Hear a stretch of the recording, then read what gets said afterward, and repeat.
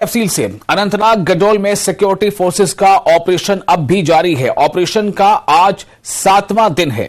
इलाके का मुहासरा भी लगातार जारी है और तलाशी अभियान भी लगातार जारी है। अनंतनाग गडोल में सिक्योरिटी फोर्सेस का ऑपरेशन जारी। ऑपरेशन का आज 7वां दिन। पूरे इलाके का मुहासरा भी लगातार जारी है। इसमें कोई कहीं से कमी नहीं बरती जा रही है। तो ये तस्वीर आप देख रहे हैं, ये गडोल कुकरनाग अनंतनाग की तस्वीरें हैं, जहां पर जब इस एनकाउंटर की, अभी तो ये ऑपरेशन जारी है, लेकिन जब इस एनकाउंटर की शुरुआत हुई थी, जब इस ऑपरेशन की शुरुआत हुई थी, तो शुरुआत में ही हमें 3 कीमती जानों का जो है वो नुकसान बर्दाश्त करना पड़ा था। फौज के 2 आला अफसर और जम्मू कश्मीर पुलिस के एक डीएसपी ने अपनी अजीम कुर्बानी पेश की थी। और अब ये आपको बता दें कि लगातार तब से ये मुहिम जारी है, ये ऑपरेशन जारी है और इसका आज 7वां दिन है। हमारे साथ इस वक्त मौजूद हैं हमारे संवाददाता व रिपोर्टर मुदस्सिर, इस वक्त क्या अपडेट है?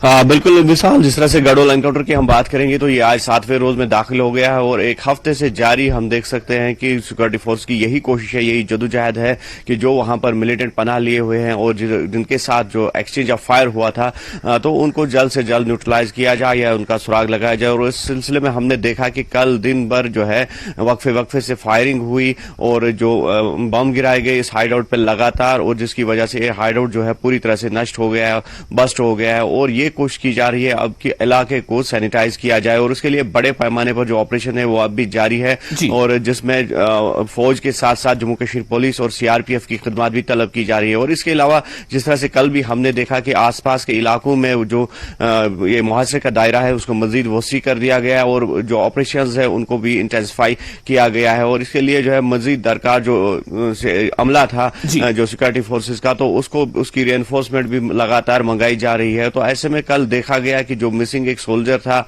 उसकी बॉडी जो है वो भी रिट्रीव कर दी गई। और इस तरह से जो ये कह सकते हैं कि जो सोर्सेज के हवाले से, हालांकि पुलिस या फिर आर्मी की तरफ से लगातार 3 दिनों से कोई भी स्टेटमेंट इस एनकाउंटर पे नहीं आ रहा है, तो ऐसे में एक और जो बॉडी जो सूत्रों का हवाला देकर हम कह सकते हैं कि एक और बॉडी जो है वो कल रिट्रीव कर दी गई है। और बताया जा रहा है कि वो जो मिसिंग सोल्जर था जो पहले ही इब्तिदाई गन बैटल में मिस हुआ था वो, और जिसके बड़े पैमाने पर फिर तलाशी जारी थी, तो उसको भी रिट्रीव कर दिया गया है। तो कुल मिलाकर देखा जा रहा है कि ये ऑपरेशन जो है आज एक अहम मोड़ में दाखिल हो गया है और इस तरह से सिक्योरिटी फोर्सेस की यही आज भी कोशिश रहेगी कि ऑपरेशन को कंक्लूड किया जाए। और ये भी कहा जा सकता है कि ऑपरेशन के कंक्लूजन के बाद जो कॉम्बिंग ऑपरेशंस है वो जारी रहेंगे इस इलाके में जब तक कि जो वहां पर मिलिटेंट थे, जो इनपुट था, उनको न्यूट्रलाइज नहीं किया जाए या उनका सुराग नहीं लगाया जाए। और ऐसे में जिस तरह से हमने पहले भी कहा कि आसपास के इलाकों की घेराबंदी जो है वो मजीद सख्त कर दी गई है और जो एंट्री और एग्जिट पॉइंट्स है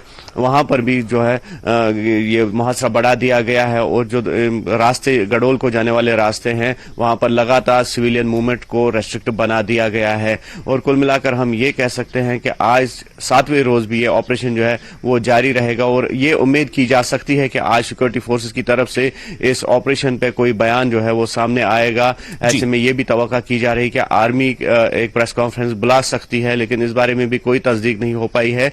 सूत्रों के हवाले से ये कहा जा सकता है कि एक प्रेस कॉन्फ्रेंस में इस ऑपरेशन की डिटेल जो है वो पूरी शेयर की जाएंगी मीडिया के साथ।